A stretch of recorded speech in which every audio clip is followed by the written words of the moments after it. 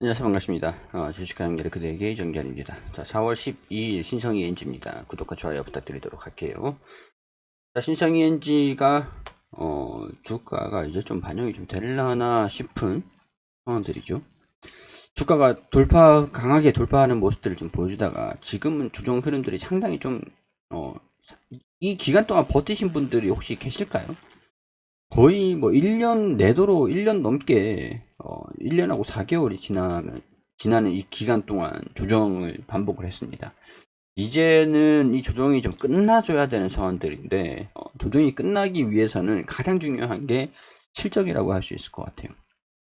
일단은 조정의 원인들을 보면은 태양광, 클린룸 산업을 영위를 하고 있고 클린룸 그리고 태양광 모듈 뭐 셀 이런 쪽으로도 하고 있었지만 이제는 모듈만 하고 있으니까 클린룸에 대한 수주는 견고합니다. 견고한데 태양광 모듈은 뭐 폴리실리콘 가격이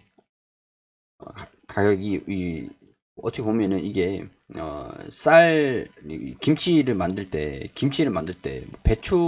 배추라고 하기보다는 고춧가루라고 할 수 있죠. 마늘이나 고춧가루. 김치를 만들 때 배추 값이 비싸지는 것보다 고춧가루랑 마늘 뭐 이런 재료들 가격들이 올라가는 게 더 무서워요, 사실. 이거는 이제 티가 안 나는 것 같으면서 팍팍 나기 때문에 이 폴리실리콘으로 비교를 하면은 이렇게 비교를 할 수 있을 것 같습니다. 가격들이 좀 증가되면서 이 김치 판가가 올라가면 다행이지만 영업이익률이 이익이 떨어진다. 단가가 상승을 하면서 판가가 올라가면 다행이지만 판가를 올리기는 뭐 국내 업체들 입장에서는 뭐 쉽진 않아요. 워낙 이제 중국산이라든가 그런 게 좀 있어가지고 모듈이 적자가 좀 나오고 있어요. 그러니까 예를 들어서 클린룸이 100억 정도 실적이 좀 나오고 있는 상황에서 태양광 모듈이 뭐 20억이라든가 뭐 50억이라든가 적자가 좀 난다라고 하면은 50억이니까 이 태양광 모듈의 적자를 일단 만회를 시켜야 됩니다. 이 실적들을 보면 여기서 쭉 내려보면은 연간 실적에서 매출이라든가 영업이익 이게 뭐 적자가 나진 않았는데 영업이익률이 좀 많이 줄었어요. 영업이익이 2020년 대비해가지고 영업이익이 많이 줄었죠. 많이 줄고 난 다음에 당기순이익도 뭐 적자가 계속 나고 있습니다. 중요한 게 여기서 이제 흑자가 날 것이냐. 흑자가 조금 어려울 수는 있을 것 같다는 생각이 들어요. 원유 이 가격이 워낙 지금 강세를 보여주고 있는 상황들이라 이 폴리실리콘이 결국에는 화학 제품이거든요. 원유를 가지고 와가지고 부차적으로 이제 생산을 하는 화학 제품 추출을 해서 뽑아내는 거잖아요. 약간 이래서 원유 가격들이 상승이 나오는 것들은 폴리실리콘 가격 상승 이런 것들을 좀 기반을 할 수 있기 때문에 좀 부담스러운 그런 상황이기는 합니다. 태양광 관련 기업들은 이게 지금 문제예요. 자, 지금 일단 뭐 4분기도 그렇고 뭐 지금 실적이 당기순이익도 적자를 계속 지속하고 있는 상황들입니다. 연결 이익이 계속 마이너스가 나오고 있는 그런 상황들인데 1분기에는 이게 흑자가 나올 것이냐 조금은 어려울 것 같은데 2분기에는 뭐 가능할 수도 있을 것 같기도 하고 지금 상황들을 보면 이 폴리실리콘이 언제 좀 안정이 되느냐 재생에너지 부분들이 좀 언제 안정이 되느냐 이게 가장 좀 중요할 것 같아요. 그래서 지난 공시 내역들을 좀 보면은 최근에는 좀 단일 판매 공시가 좀 나왔습니다. 판매 공시가 좀 나와주고 있는 모습들이 뭐 지난 이제 1분기에도 좀 나오긴 했는데 1분기보다 이 최근에 나오는 단일 판매 공시가 좀 나오는 것들이 보니까 뭐 슬슬 좀 판매가 좀 수주가 좀 들어와주기 시작을 했나 싶기도 하고 좀 긴가민가 하죠. 일단 뭐 일괄 공사 수주가 나온 것들 뭐 4월 12일 오늘 내용들을 보면은 클린룸입니다. 클린룸 재생에너지 부분보다 176억 규모의 공급 계약. 근데 사실 클린룸에 대한 부분들은 실적 수주가 견고하게 잘 진행이 되고 있었던 상황들이라 가지고 뭐 크게 걱정은 안 되는데 태양광 쪽이 중요하죠. 근데 전남 신안에 3.3메가와트급 태양광 발전소를 좀 짓는다고 하니 그럼 적자가 조금 축소가 될 수 있을 가능성들이 좀 있지 않을까 이런 고민 좀 뭐랄까 기대감들이 좀 반영이 좀 되고 있지 않을까 그런 생각들이 들어요. 기관도 그렇고 외국인도 그렇고 매수하는 모습들을 좀 보여준다라고 하니까 공매도는 뭐 특별할 건 없네요.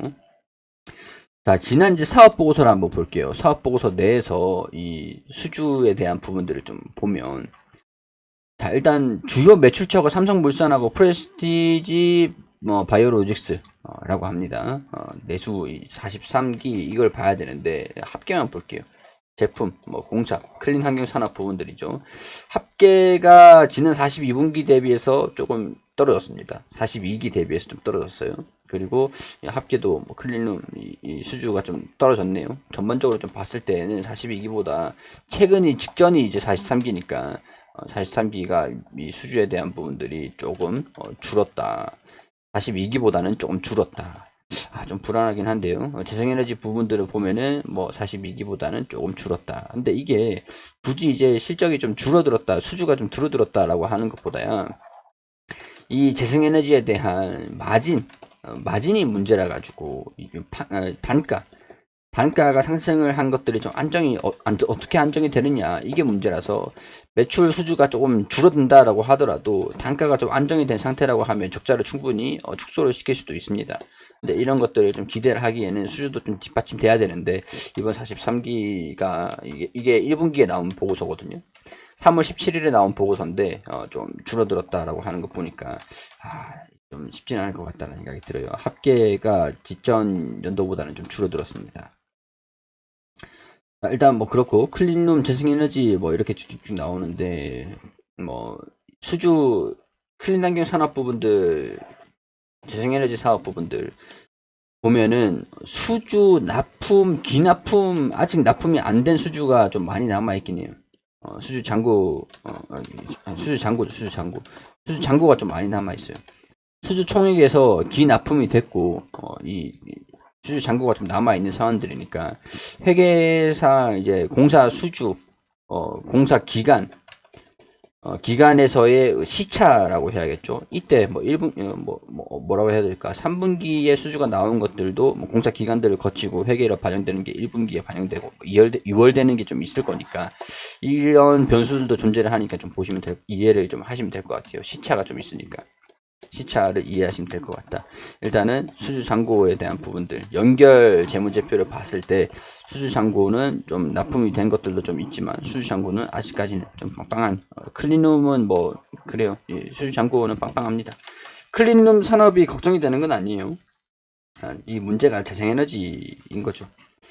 재생에너지 사업 부분의 주요 매출처는 하나시스템이랑 탑솔라 총 매출액 중 차지하는 비율이 12% 10%다.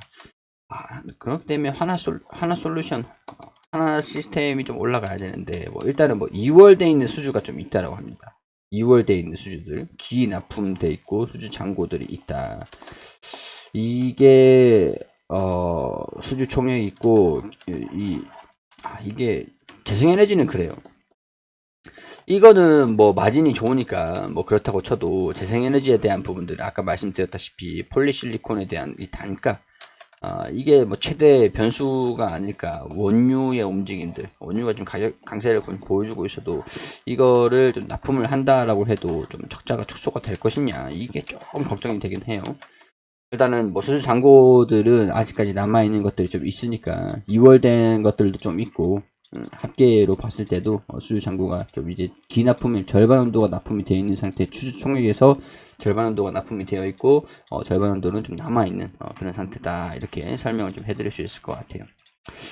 일단 수주 상황들이라든가 제 예상치를 좀 봤을 때는 1분기는 개선되는 것들을 좀 기대를 하기가 좀 힘들 것 같습니다. 아무래도 실적이 충격이 좀 없고 좀 적자가 만회가 되는 영업이익도 그대로 유지가 된다. 흑자를 유지를 하고 적자가 좀 축소가 된다라고 하면 계속 이제 적자를 축소시키고 있는 상황들이긴 해요.